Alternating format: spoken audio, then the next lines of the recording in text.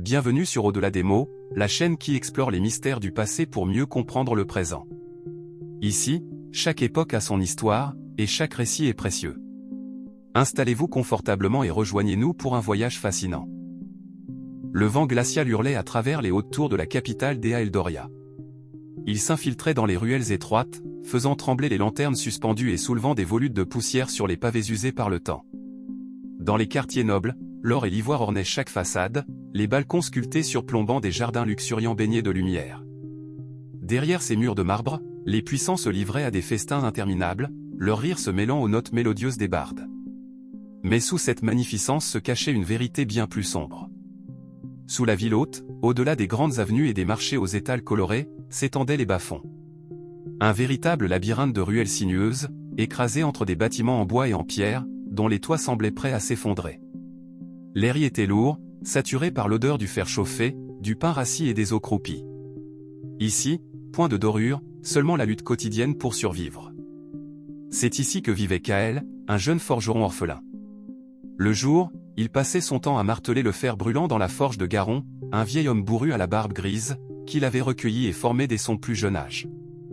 La chaleur du fourneau lui brûlait la peau, et chaque coup de marteau faisait vibrer ses muscles fatigués. Il aimait ce travail, malgré la douleur. Mais chaque nuit, son esprit l'emmenait ailleurs. Un rêve. Toujours le même. Un trône de pierre noire, aussi imposant qu'effrayant, entouré de flammes vacillantes. Un corbeau aux yeux d'or, perché sur la coudoir, le fixant sans ciller. Une voix venue de l'ombre, chuchotant son nom, Kael, souviens-toi.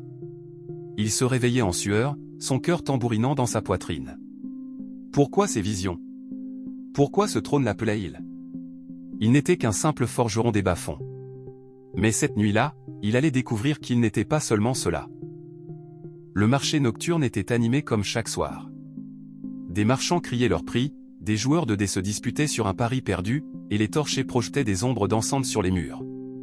Kael, les bras encore endoloris par une journée de labeur, traversait la place avec précaution. Il avait appris depuis longtemps à ne faire confiance à personne dans les bas-fonds. Puis, un silence étrange s'abattit sur la foule. Des cavaliers pénétrèrent dans la ville. Leurs armures noires scintillaient sous la lueur tremblante des torchers. L'un d'eux leva une bannière frappée du sceau royal. Puis sa voix tonna, résonnant sur les pierres des maisons. Le roi Eldrin est mort. Assassiné dans son palais, la famille royale a disparu. Le trône est sans héritier. Les murmures s'élevèrent immédiatement. Certains parlaient de complot. D'autres de malédiction. Kael sentit un frisson glacé parcourir son échine. Pourquoi ce sentiment étrange? Comme si, cette annonce le concernait directement. Cette nuit-là, Kael referma la forge plus tôt. Il était troublé. Une angoisse sourde, inexplicable, nouait son estomac. Alors qu'il soufflait la lanterne, une ombre bougea dans l'atelier. Son cœur bondit dans sa poitrine. Il attrapa un marteau et se retourna brusquement. Un vieil homme encapuchonné se tenait là. Son manteau noir ruisselait d'eau, et ses yeux étaient perçants, comme s'il voyait au-delà de la chair. « Tu es en danger, Kael. » Le jeune homme raffermit sa prise sur le marteau.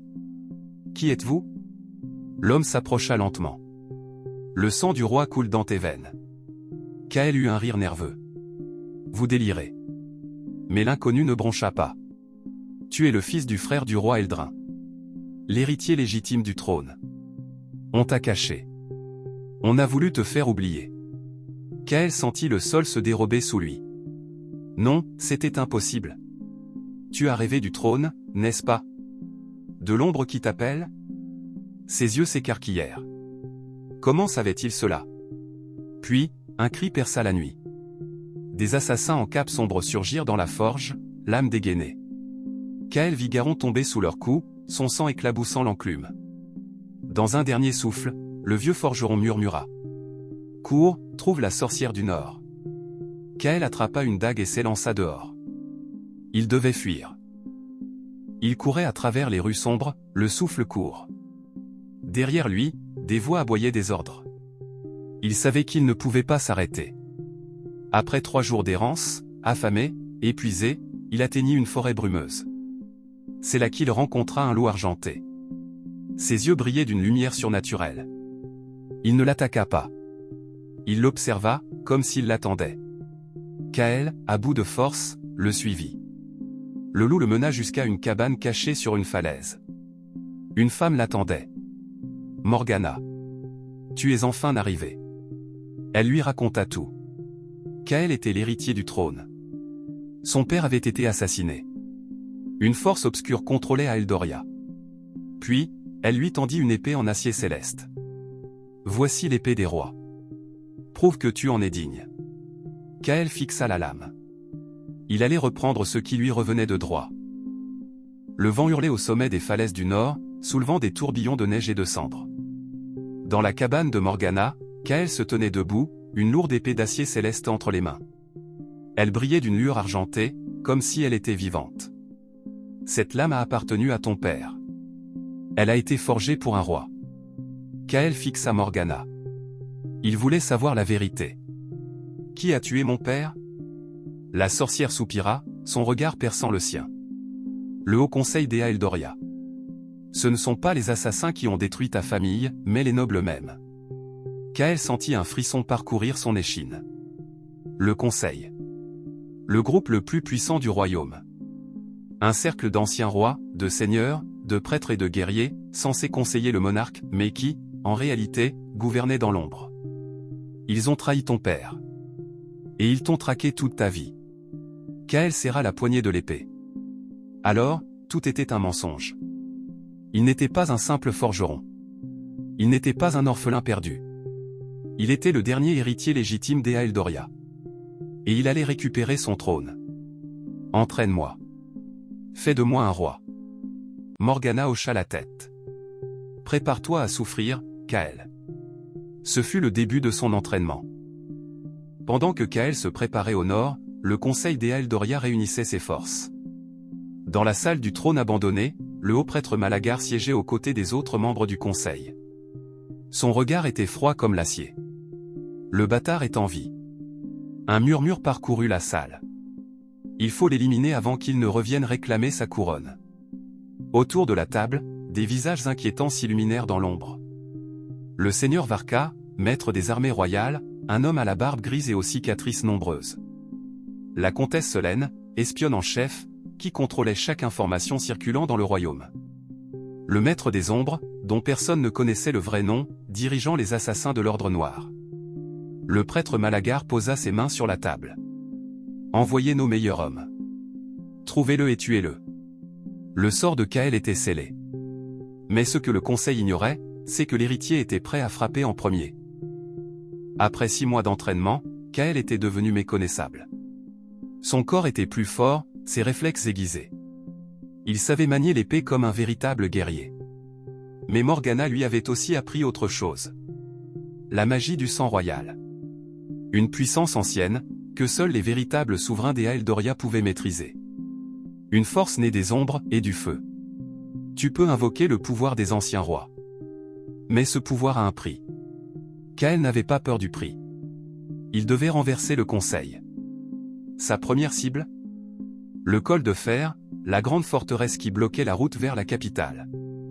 Avec l'aide de Morgana et d'un groupe de rebelles, il lança son premier assaut. La nuit était froide. Le vent glacial soufflait sur les remparts du col de fer. Les gardes ne virent rien venir, jusqu'à ce que les ombres s'animent autour d'eux. Kael leva son épée. L'acier céleste scintilla sous la lune. Aucune pitié pour les traîtres. L'attaque commença. Des flèches enflammées fusèrent dans la nuit. Les épées s'entrechoquèrent dans un fracas assourdissant. Les gardes tombèrent sous les coups des rebelles. Kael se fraya un chemin jusqu'à la tour principale. Là, il trouva le commandant Varro, un fidèle du conseil. Leur duel fut brutal. Varro était un vétéran, un colosse en armure noire. Mais Kael était plus rapide. Il esquiva un coup d'épée, bondit sur le côté, et plongea sa lame en plein cœur du traître. Varro s'effondra, du sang coulant sur la pierre glacée. L'héritier du trône est de retour. Le col de fer tomba. La route vers la capitale était désormais ouverte. La victoire de Kael au col de fer fit trembler Aeldoria. Le peuple apprit la vérité. Un murmure grandit dans les rues. Le prince est en vie. L'héritier légitime revient pour nous libérer. Dans son palais, le haut prêtre Malagar serra les dents. Nous devons l'écraser avant qu'il ne devienne trop fort. Le conseil envoya toutes ses forces pour stopper Kael. Mais il était trop tard. L'armée rebelle grossissait de jour en jour. Les seigneurs trahis rejoignaient sa cause. Le peuple réclamait son vrai roi. L'ultime bataille approchait. Kael allait marcher sur la capitale. Le ciel était chargé de nuages noirs.